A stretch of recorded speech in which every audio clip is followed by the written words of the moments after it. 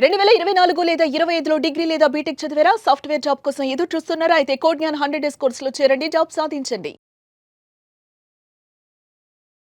And career మధ్యలో ఉండి work చేస్తూనే నాకంతా బానే ఉంది, బట్ నాకు ఇంకా కొంచెం స్కిల్స్ పెంచుకోవాలి, ఇంకొంచెం ప్రాక్టికల్ నాలెడ్జ్ కావాలన్న వాళ్ళకి ఎలాంటి కోర్సెస్ ఉంటాయి మీ దగ్గర? ఇప్పుడు మీరు అడిగిన దానికి మేడం 3-4 ఇయర్స్ ఎక్స్పీరియన్స్ వచ్చాక బేసిక్స్ అన్ని మర్చిపోతాం. మనం సేమ్ వర్క్ మనం చేస్తూ ఉన్నప్పుడు అడ్వాన్స్డ్ ఫ్రేమ్ వర్క్స్ లో ఉన్నప్పుడు ఈ బేసిక్స్ అన్ని మర్చిపోతాం. ప్రాజెక్ట్ చేంజ్ అయినప్పుడు అది డిఫికల్టీ అవుతుంది. మా దగ్గర టాప్ మోస్ట్ ఎంఎన్సీస్ వాటిలో వర్క్ చేస్తున్న వాళ్ళు ఈవినింగ్ టైం మళ్ళీ బేసిక్స్ రిఫ్రెష్మెంట్ కి జాయిన్ అవుతారు అన్నమాట. కోర్సు జాయిన్ అవుతారు. సో మనకి చాలా కేటగిరీస్, ఫ్రెష్ గ్రాడ్యుయేట్స్ కావచ్చు, ఫ్రెష్ లో కూడా మళ్ళీ నాన్ ఇంజనీరింగ్ గ్రాడ్యుయేట్స్, అలాగే గ్యాప్ తీసుకున్న వాళ్ళు ఏం చేయాలి, ఎలాంటి కోర్సెస్ చేయాలి, అలాగే జస్ట్ జాబ్ లో ఉంటూనే అప్స్కిల్ చేసుకునే వాళ్ళు ఎలాగాని. ఇక 4వ లైన్ ఆఫ్ కోర్స్ చాలా ఇంపార్టెంట్. లైన్ మారుదాం అనుకున్న వాళ్ళు, సడన్ గా మేబీ ఇంజనీర్సే వాళ్ళు కూడా, ఏ మెకానికల్ సివిల్ వాటికి అంత డిమాండ్ లేదు, I want get in to IT అన్న వాళ్ళకి కేవలం ఇది కొంత ఈ బ్రిడ్జ్ కోర్సులు చేస్తే సరిపోతున్నాయి, ఇంకొంచెం నోహా ఉండాలి వాళ్ళకి. నాన్ ఐటీ నుంచి ఐటీకి షిఫ్ట్ అవుతున్నప్పుడు మేడం ఈ 100 డేస్ కోర్స్ సరిపోద్ది. కాకపోతే ఐటీ రిలేటెడ్ ఉన్న వాళ్ళు ఒక 3 ప్రాజెక్ట్స్ చేశారనుకోండి 100 డేస్ లో, వాళ్ళు 5-6 ప్రాజెక్ట్స్ చేయాలి. సో ఆ డిఫరెన్స్ చూపించగలాలి, ఎందుకు ఇంత ఇంట్రెస్ట్ చూపిస్తున్నాము ఇటు సైడ్కి షిఫ్ట్ అవ్వాలి అని. ఆ ఇంట్రెస్ట్ ఉంది బట్టే మనం 5-6 ప్రాజెక్ట్స్ ఏవైతే చేసామో, సో అది హెచ్ఆర్కి అర్థం అవ్వాలి. టెక్నికల్ రౌండ్ ఎవరైతే తీసుకున్నా తను రియల్లీ వర్త్, ఇన్ని ప్రాజెక్ట్స్ చేసాడు, ఆ స్కిల్ ఉంది, బ్యాక్గ్రౌండ్ ఏదైనా సరే తను కన్విన్స్ అవ్వాలి.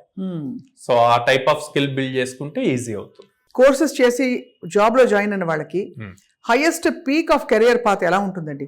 బికాస్ ఐటీ అనగానే అందరూ ఫస్ట్ అనేది ఏంటి, లక్షలు సంపాదిస్తారు, ఈజీ లైఫ్ స్టైల్, అంటే మరీ తిరుగుడు అట్లాంటి పనులు ఉండవు కాబట్టి ఇట్స్ స్టాటిక్ జాబ్ కాబట్టి.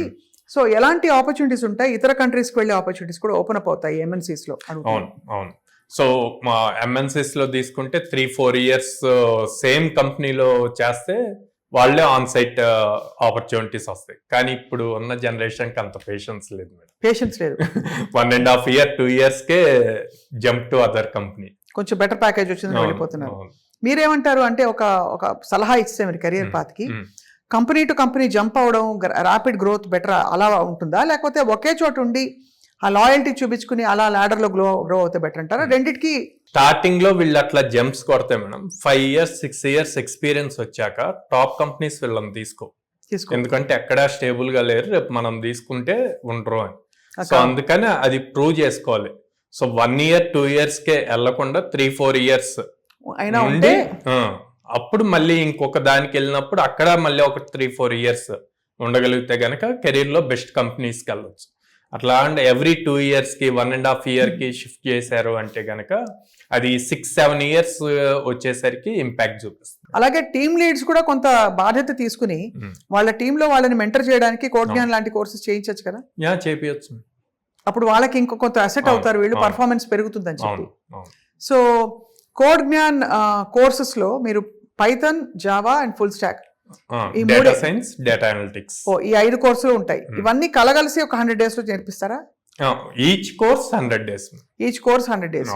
సో మొత్తం అన్ని నేర్చుకోవడం అవసరం అండి ఒకళ్ళకి ఎవరికైనా, లేకపోతే అన్ని అవసరం లేదు మేడం. వాళ్ళు వెళ్ళే పాత్ రిలేటెడ్, ఇప్పుడు అదే పైథాన్ తీసుకున్నారు అనుకోండి, వాళ్ళు పైథాన్ లో వర్క్ చేస్తున్నారు, ఇప్పుడు నెక్స్ట్ ఫ్యూచర్ అంతా డేటా మీదే కాబట్టి డేటా అనలిటిక్స్ కానీ డేటా సైన్స్ కానీ చేయాలి అనుకుంటే చేయొచ్చు, అట్లా అప్గ్రేడ్ అవ్వచ్చు, అలా అప్గ్రేడ్ అవుతూ ఉండొచ్చు. ఇప్పుడు కొత్తగా వస్తున్న ఇంజనీరింగ్ కాలేజెస్ కొంచెం మోడర్న్ గా కోర్సెస్ పెడుతున్నాయి. అంటే కొంతవరకు మీరు చెప్పిన కోర్సెస్ అన్ని ఇంక్లూడ్ చేసి స్పెషలైజేషన్స్ ఇస్తున్నాయి ఇంజనీరింగ్ లో, ఐటీలోనే.